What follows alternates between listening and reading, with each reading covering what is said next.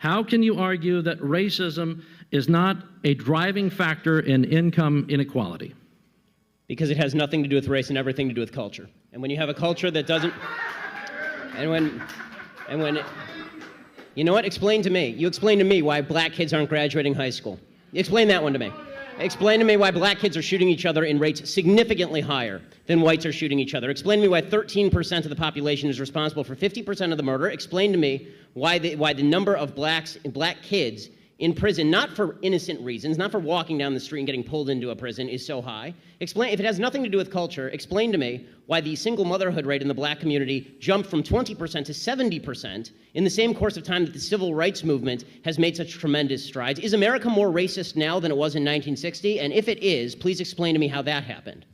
Who is Ben Shapiro, the conservative commentator who speaks at lightning speed?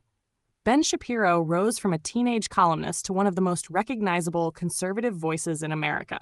This video explores his rise through media, his sharp debating style, and the influence he's built as the founder of the Daily Wire. Shapiro isn't just a political commentator. He's an author, a lawyer, and a cultural critic known for his fast-talking arguments and unapologetic takes. This video dives into his career, his impact on conservative media, and the controversies that often surround his name. From viral college campus debates to a massive online following, Shapiro has built a brand on precision, confidence, and confrontation. Is he a brilliant debater exposing flaws in modern politics, a polarizing figure stoking division, or both? Today, we explore the life, career, and influence of Ben Shapiro, the conservative firebrand who built an empire on words. Again, it's cooperative enterprise. No, those are the people who are investing the risk. So if they carry the risk, then they get the benefit. The owner of the factory carries the risk, therefore he gets the benefit. The workers in the company you mentioned, if that company were to go bankrupt, they would carry the risk as well as the benefit. If the company goes bankrupt and this guy has to pay off all of his debts, the worker may lose his job, but he's not the one who's going to incur the debt of having gone bankrupt. If you incur risk, then you're the one who pays the downside. The worker does not pay the downside. Okay, it is the investor who pays the downside, who invested in all the machinery, who sunk millions of dollars into making your labor productive. Because guess what? Your labor is without that machinery. Gunk. Nothing. You don't have a pencil to put together. You don't got the wood. You don't got the paint. You don't got the rubber. You don't got the metal. You got nothing. Right? You're sitting there, standing outside, twiddling your thumbs. It required somebody to invest. Who do you think put more in? The guy who spent millions of dollars buying all the machinery, leasing the place, making sure there was a management structure, doing the LLC formation, making sure all the tax code was in compliance. Or you standing outside because you can stick a piece of graphite into a piece of wood. Welcome to Who Media, the channel where curiosity leads the way. From famous celebs and cartoon icons to legends and hidden names, we uncover the stories behind the people you know and the ones you don't. Who is Ben Shapiro, really? Is he the fast-talking conservative pundit we see dominating debates, the Harvard-trained lawyer who can slice through an opponent's argument with surgical precision, or something deeper? A cultural product of a fractured America that craves certainty in uncertain times? His story isn't just about politics. It's about identity, culture, faith, intellect, and controversy colliding in the digital age.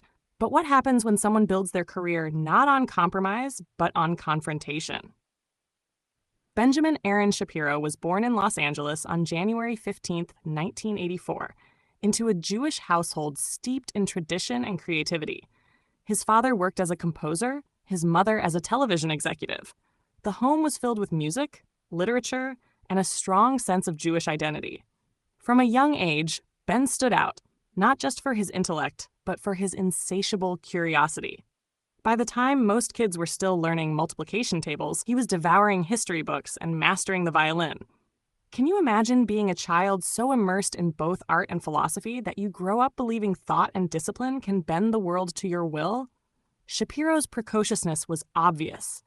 At just 16, when many teenagers were worrying about prom, Ben was walking the campus of UCLA, studying political science with the intensity of someone twice his age. By 20, he had graduated summa cum laude. Then came Harvard Law School, where he earned his JD at 23. What drives someone at that age to pursue such relentless achievement? Was it pure intellect, or a desire to prove himself in a world that often dismisses youth as incapable? By 17, while still a teenager, he had already carved out a role as a nationally syndicated columnist. Imagine that, a teenager with a national audience, using words not to entertain but to persuade, to criticize, to challenge. Would you have trusted yourself at teen with that kind of platform? Would your younger self have resisted the temptation of ego or leaned into it the way Ben did? From the beginning, his writing revealed the same sharpness we see today. He attacked liberal ideologies with a mix of disdain and logic, positioning himself as a defender of traditional values in an increasingly progressive media landscape. Some saw him as a wonderkind. Others dismissed him as arrogant.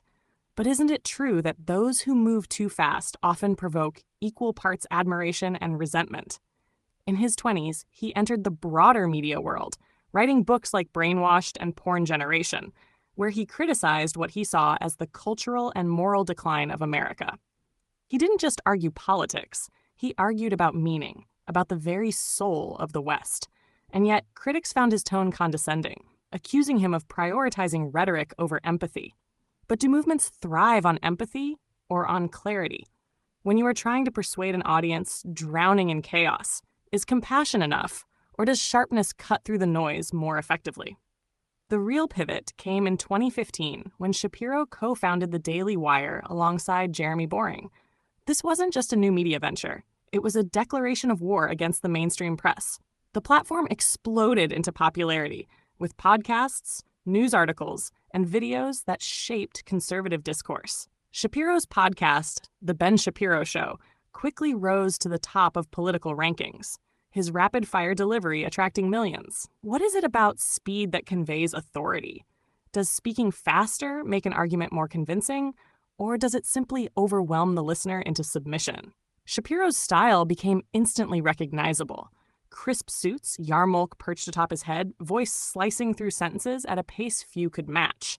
His tagline, "Facts don't care about your feelings," became a rallying cry for conservatives tired of what they saw as emotional politics. But was that slogan a shield or a sword? Did it empower truth seekers, or did it dismiss the messy human side of politics that feelings inevitably shape? He didn't just build an audience. He built a generation of followers who saw in him not only intelligence, but courage. On college campuses, he became both a draw and a flashpoint. Students lined up to hear him speak while protesters gathered to shut him down. Entire events devolved into shouting matches. But isn't that the essence of democracy? Ideas clashing, passions colliding. Or do moments like these expose a deeper fracture in society, where debate itself has become a battlefield instead of a bridge? Of course, the more visible he became, the more critics emerged.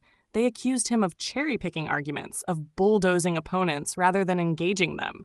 His logic, they argued, was too rigid, leaving little room for nuance or compromise. But do people come to debates seeking nuance? Or do they crave the thrill of a clear winner and loser? In a time when political discourse feels like sport, is it any wonder Shapiro thrives as a competitor rather than a conciliator? Beyond politics, Shapiro has remained deeply connected to his Jewish identity and Orthodox faith.